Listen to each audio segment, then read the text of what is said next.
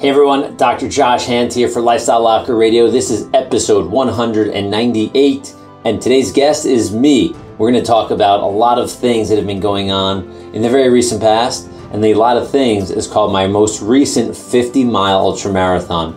And wow, everyone, this one was really intense. It may have been my most challenging, not because of any injury.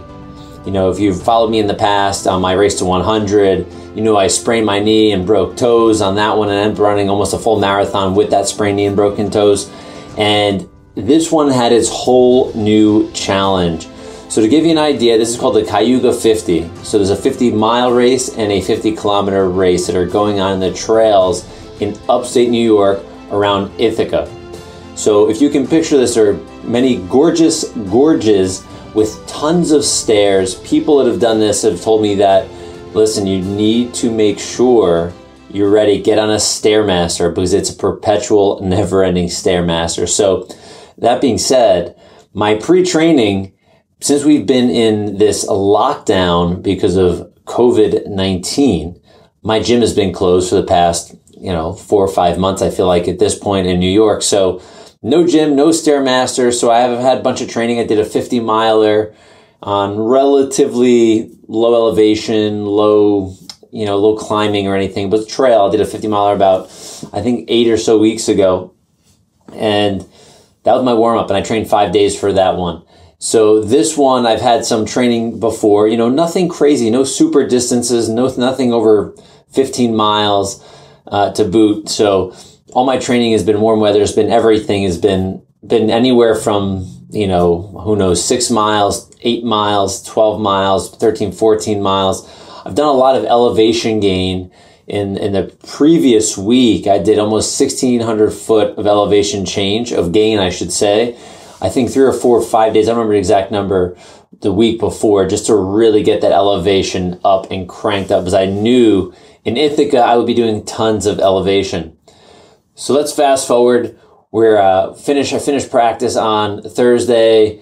We get some prep done. I prep some food. We make some fresh pinto beans. I love prepping, and I go mostly for these races, the past 100-miler, the past 50-miler, and this one, plant-based. So there's no meat involved, no meat product really involved in any of this. I'm making pinto beans that night before. Make organic white rice. We have roasted sweet potatoes, tons of olive oil, coconut oil, and my favorite Kerrygold butter. That's, I guess, the only animal-based product that I do use from time to time. But that's what I do. I make these fatty, healthy, starchy, digestible foods that I'm eating the whole week of. But we start to make and prep Thursday night. I make sure I have my fresh beans, I have my rice, I have my sweet potatoes, I got olive oil that's coming with me, coconut oil, everything is mixed with before we package it up. So I have a lot of fat and tons and tons and tons of pink Himalayan salt. And for those of you that have heard me speak on the Race to 100, I interviewed a gentleman named Dr. Gordon Pedersen, and he's been on Lifestyle Locker Radio, and you can scroll back and find his episodes. But what I found out in talking with him is that your hydration that you use the day of your race, the day of your event, is what you take in before. So I'm taking it the day before. So 24 hours before, I started drinking, 1.5 liters of electrolytes, pickle juice, tons and tons of water. I probably polished off just over a gallon of water the Thursday and Friday, well, I should say the Friday before the race, once we get ourselves up to Ithaca, which is about a 3.5 hour drive from our house. So chugging water, the car ride up, I'm drinking this monster, if you could picture Poland Spring bottle, 1.5 liter, that's mixed with electrolytes, that I'm just drinking the whole ride. Have coffee, drink that. Then I start drinking more water. We get there, we start drinking some pickle juice, go around town, go walk around, enjoy the day, the sunshine. It's blazing hot. It's probably 90 plus degrees that Friday. And they're expecting race day Saturday to be low to mid 90s. So we can be anywhere from like 90 to almost close to 95, 96 degrees is what they were expecting. So have nice prep time. I hang out with family. We stay in my in-laws' camper, and we have a good time. I try to go to sleep early as I can, but I get these, I don't want to say pre-race jitters, But man, I get all excited and I get my heart rate up, but I know I need to get to sleep. So like 9:30, I'm trying to get to sleep. I cannot get to sleep too well. I look at my Oura Ring score in the morning after getting up at about 4 a.m. and it's pretty poor. But I don't let that stop me. As many of you know, I'm very determined. When I say I'm going to do something, I do my best to do it my best. And roll up, grab, get my bib, get warmed up. They're expecting now, we know, almost 95 degrees for the day, really close to. And we're starting. I'm the latest start time, so I'm a 7 a.m. start time. And you know, they start, I think, at like 6:20, and they were staggering people. So it was like 2 to 3 people per start. From like 6, I believe, around there, so maybe 6:20, I'm not sure exactly, all the way till 7 o'clock. I was the last of the 50 milers to leave, and then the 50K runners were behind me starting after that. And I was thinking to myself, why would they start me last? I'm definitely not the fastest runner here. And I'll tell you what, it's quite interesting to realize that you got to make up a lot of time, because you got to finish this thing before dark. So they're saying 13 hours is a good time, and 13 hours is a lot of time. But now that there's heat, we just add another level of complexity, another level of hard. And the trail markings were okay. They were not fantastic.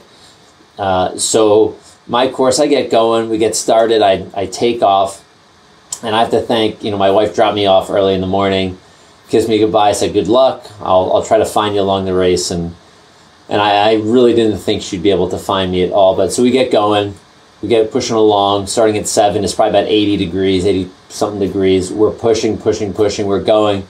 And right off the bat, the first mile is just uphill. I mean, it's just this long uphill. And then I start to realize what they're talking about within the first 10 miles of this run. Holy cow. It's stairs upon stairs upon stairs, up and down. So your quads, your hamstrings, your calves, everything is getting a great workout. And also you really got to pay attention, because can you imagine going up and down these stairs for 10 miles, well, total of 50 miles, right, all day through the heat? You really have to be very conscious. This is not like doing a street run or a street marathon where you can almost, I don't want to say be unconscious, but you know, putting one foot in front of the other. The worst thing you're going to kick is yourself, and sometimes a piece of gravel that might be stuck in the road. But where we were, it was, you know, it was rocky territory. And I'll tell you, the best part was just being able to see some of the gorges, going through some of these valleys that were carved out by water, and just feeling some of the cold air, and actually being able to go through, I had to go through water about 4 times throughout the race, which was phenomenal. Felt great. It was 95 degrees. The water is probably, my guess, in the 50s it was running. I'm not exactly sure, but I wish it was colder. Yeah, that's how hot it felt. And I'm going through the race, and at times I get these feelings that really, really get me, you know, like, why am I doing what I'm doing? You know, I'm looking at my watch, I'm like 15 miles in, I'm like, holy crap, I am melting, I am drinking, I finished my hydration bladder, it's 1.5 liters, I'm finishing another liter of pickle juice, and I'm going to these aid stations, and in the aid stations, I'm drinking literally pints of water at a time. So stopping, letting them fill up my bladders that I have, and I'm drinking and chugging them, because it is so hot and I don't stop sweating. And as I'm going through, I'm getting these thoughts like, why do you do this? Why are you doing this to yourself? What are you trying to prove? And it really comes down to, I guess, truly me believing that there is so much more inside me, so much more inside humanity, that we can push through the most uncomfortable times. And through that discomfort comes growth. And through that discomfort comes learning. And through that discomfort comes, you know, like just being able to appreciate the simple things. And my God, the heat was killing me. So I get to about maybe mile 25, and I'm supposed to hit this checkpoint, this one checkpoint, aid station. I'm supposed to hit 4 times over the course of the race. And I hit it twice within 10 miles. And I'm supposed to hit it, I believe, at like mile, mile, like, I don't even remember what it is, but like I'm supposed to be there like mile 25 5 and then almost mile 40, like mile 39 at the end of the race. And I hit them that third time at mile 39 or mile 30 for me, or 25, and they say, you're not supposed to be here. So what I did, I ended up losing the trail markers, and I'll share this with you. So I ended up figuring out where I lost them. So I get back and I have to, I'm like, great, now I don't want to get DNF'd. I got to get my 50 miles in, and I had to get back to something called Y Camp, which is the main base where I got to cross a digital timer so it knows that I'm checking in and checking out through certain aid stations. And I had to get there, and that's where I was actually supposed to be, not at this far 5 mile away aid station. So I just kept running, and I found my way there. And what happened, this is the funny part, I was looking for getting to Y Camp, and I had to go on this certain trail, right? From trail to street back onto a trail, and the trail split in a Y, and people moved to the right side of the trail, and I did a little trail flag. Some of them are they're like 12 inches off the ground. Some are tied, strings are tied to trees so you can see these markers. And I was looking at the trail markers on the floor, and people were standing along them. So I saw one, so I decided to go straight. Little did I know that the rest of the people who were standing on the side moved out of my way. The trail markers bend to the right side of the Y, which headed to Y Camp. So I did this extra loop, which cost me time, but it also gave me more hills to run, which everybody always wants, and more stairs to climb. So make it back to Y Camp. The race director is completely awesome. His name is Ian. He runs Red Newt Racing, and I want to thank him for that. He let me, he said, listen, we can make up your 6 miles. You got to do this 10K loop, this 6 mile loop, which is Lucifer's Crossing. It's called part of, I guess, their race, or Lucifer something or other. And my God, the climb during this thing on Lucifer, now I know they call it Lucifer's Crossing. I had to climb this insanely steep hill. I felt like the whole half of the 6 miles was uphill. That's what it felt like, at least. At least my quads remember it that way. So I do that, and then I end up getting back on course. And about mile, we'll say mile like 15, 20, I kept on feeling like a rock, and I felt like I had a rock in my shoe. So I took my shoe off 3 times between mile 20 and mile 30. And I couldn't find a rock. Little pebbles came out, but I just kept on, I felt like I was stepping on glass the whole time in my right foot. And I just had to suck it up. I couldn't find any rocks. I was wearing these toe socks that many of you have seen. I think it's like Ininji. I'm not sure how to say the name of the brand. But I'm wearing these toe socks, and I'm not taking them off because they're wet, and I cannot put them back on. And so I just keep going. I get to mile 39, I think it is, and I have 10 miles left. So we hit that aid station again at the right time, and I meet another guy. I haven't seen someone in hours at this point. I meet another 50-miler, a guy that I started with who was wearing a kilt, right? And he was wearing sandals to run in. Like this tribe, the Tarahumara out of Mexico. This guy I learned from this book, Born to Run, many, many, many, many years ago. And he was telling me he's made his own sandals. So this guy is running this 50-mile ultramarathon in running sandals, and I'm complaining about my foot. He's like, listen, I don't get rock stuck in my feet and my shoes, right? Because they fall right out if they even get in there. My feet don't stay wet and get blisters like they would in a sneaker when you're going through water. They dry, and you have a much more free feel of your feet that you're actually running with the land.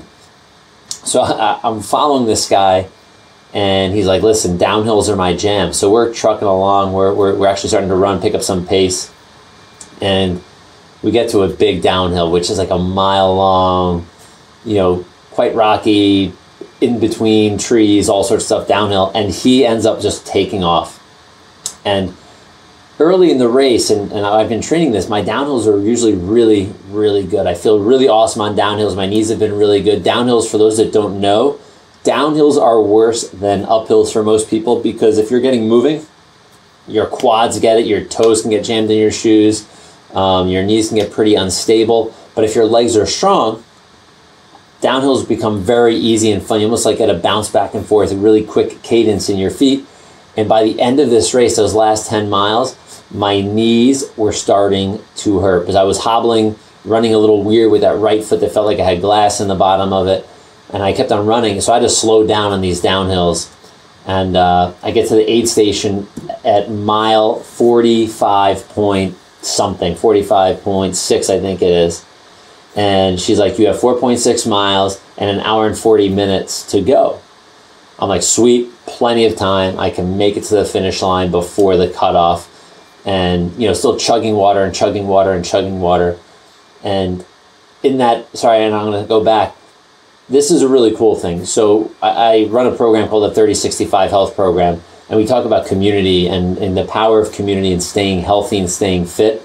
My wife, God bless her, 95 degrees outside about, was trying to find me, and we tried going back and forth corresponding while I was on the course, but the cell service was so terrible that she'd end up hearing parts of our conversation and was doing her best to kind of judge where I may or may not be.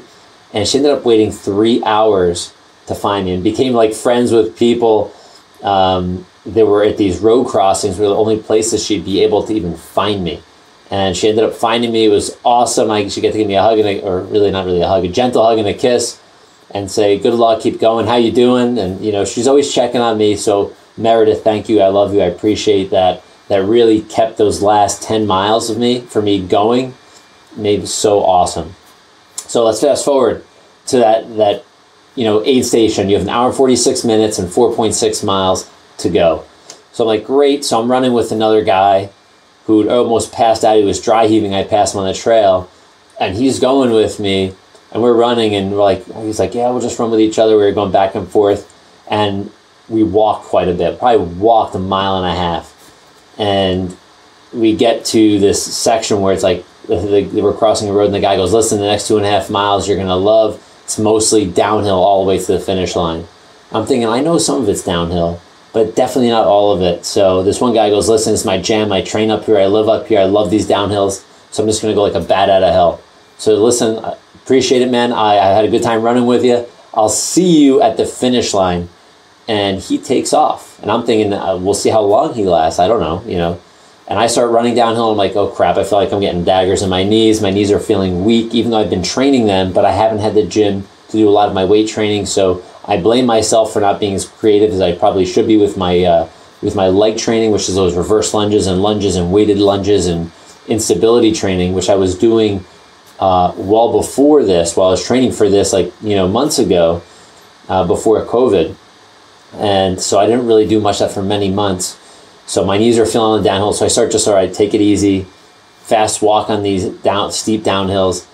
And I'm getting to myself, because right now my watch had died. When I met my wife, my watch died at mile 42. So I gave her my watch, gave her my sunglasses. I said, here, can you take these? I don't need them anymore. And now I'm on this downhill, don't know what time it is, not paying attention to what time it was when the woman at the aid station told me. So I'm thinking in my head, holy shit, how much time do I have left? I don't want to miss the cutoff. I've worked too hard. I've pushed too hard. I've made it so far. I'm only 2 miles out. I better freaking not fail now. So I take off and I start running on the flats and these little uphills in pain the whole time. I just kept on pushing, and I just kept on thinking, like, Meredith's going to be at the finish line. Meredith's going to be at the finish line. And I'm pushing, and I don't even care about the pain anymore at this point. I'm just hauling ass. For me, it felt like I was running a 6-minute mile, but I was probably running like a 12-minute mile. And I scream as I'm coming behind the woods. And I know the next turn is to turn into the finish line in this little opening. And I scream, I'm coming through. And I didn't know this, but Meredith was telling the people, like, that's my husband. So she ended up catching video of me coming through and running through the finish line. And it was awesome. It was an awesome sight to see that finish line, be able to get through it and make my time. And also super pumped to see Meredith there waiting for me to give me a hug and congratulate me. And the freakiest thing was, I get through the aid station and I look back to look at the clock, the timer, and it's off. And I'm thinking, son of a holy cow, how do I miss getting to the finish in time? So I asked Ian, the director, he's like, no, it's on battery backup. We got you. Don't worry about it. Just the clock stopped running because the generator stopped. But everything else is fine. We're tracking everything. And it was amazing. We get back. My wife, we get into the truck. We leave. I get my cool little, what do you call it? Little award, if you will, for finishing, which is actually really cool. It's a carved out wood. It says Cayuga Trails 50, and it's awesome. I don't have one to show you here on this video as I'm recording this, but I have it in my truck still. So, it was really great to get that. We get in the truck, we get back, and, like, my foot was killing me still.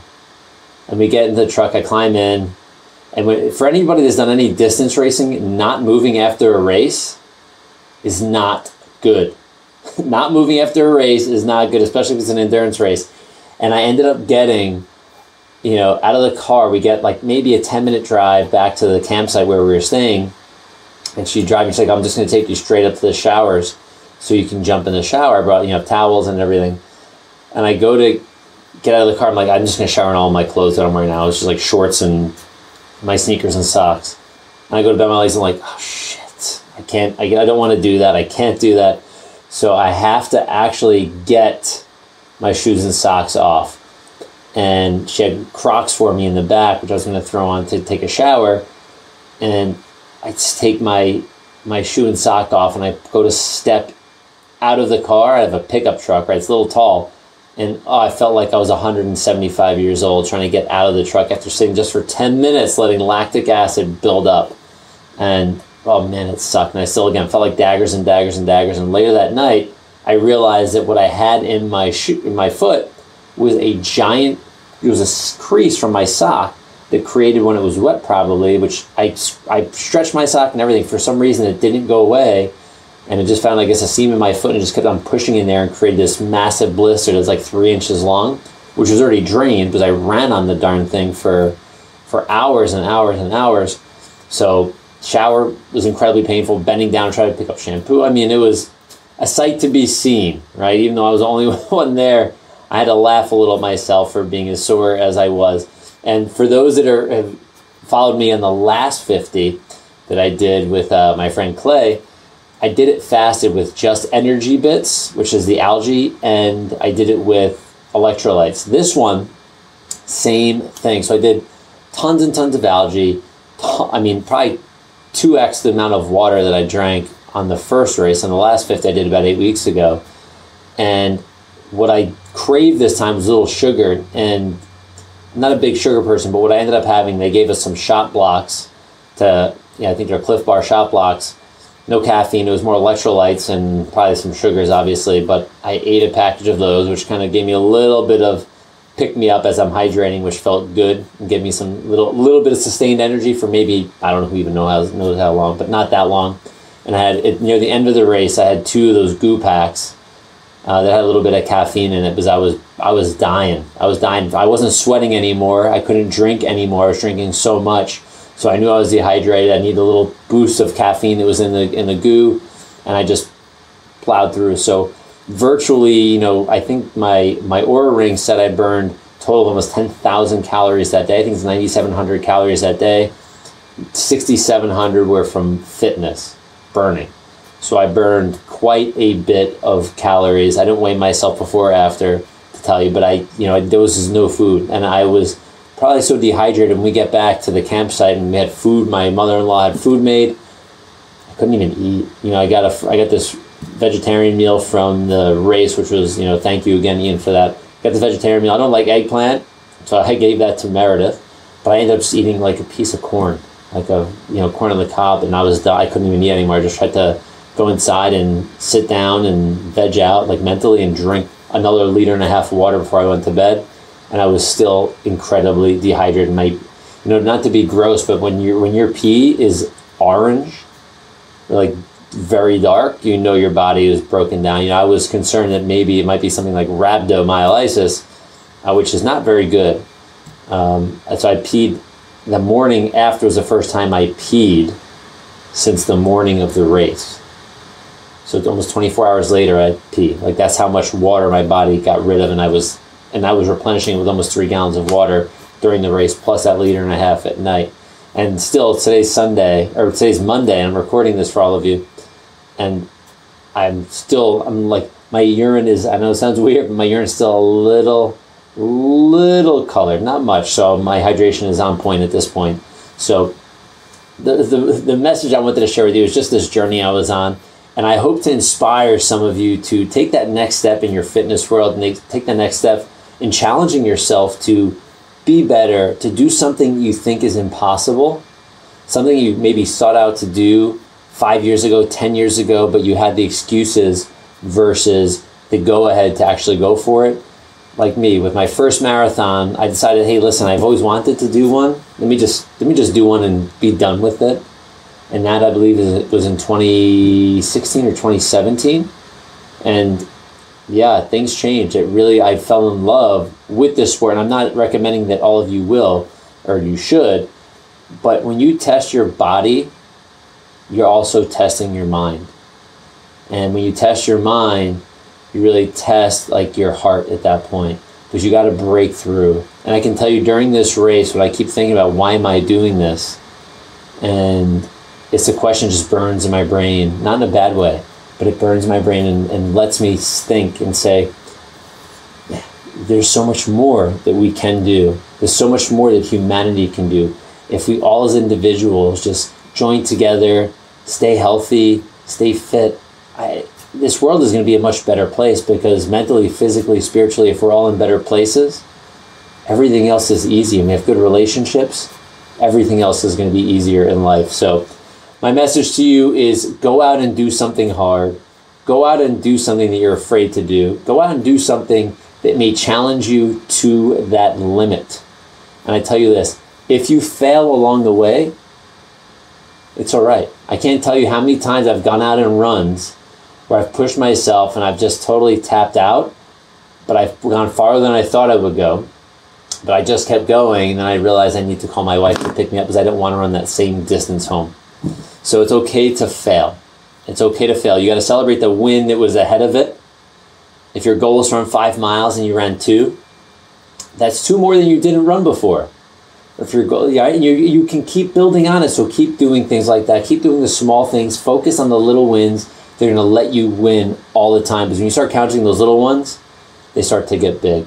So once again, Dr. Josh Handt here for Lifestyle Lock. I want to thank you for paying attention. Thank you for listening, and thank you for doing the things that help you unleash your human potential. And for those that are interested in moving a little more, go and just scroll down, check out the show notes, and check out the 3065 program. This is not a program for ultramarathoners. Please, if you're an ultramarathoner, do not register for this course or this program. This is a monthly membership-based program. Right now it's $5 a month, and it will be jumping up to $10 a month very soon. That being said, it's for those that want to start moving and moving a little more and want a little bit of accountability, a little bit of camaraderie, a little bit of community to help support you in your growth. And I don't want you to feel uncomfortable. It's a place to feel comfortable in sharing your wins and sharing your losses and sharing everything in between, and helping create a good, healthy space online where you can be who you are. So again, thank you so much. Have a great day, evening, or night. I'll see you on that next episode. Bye-bye.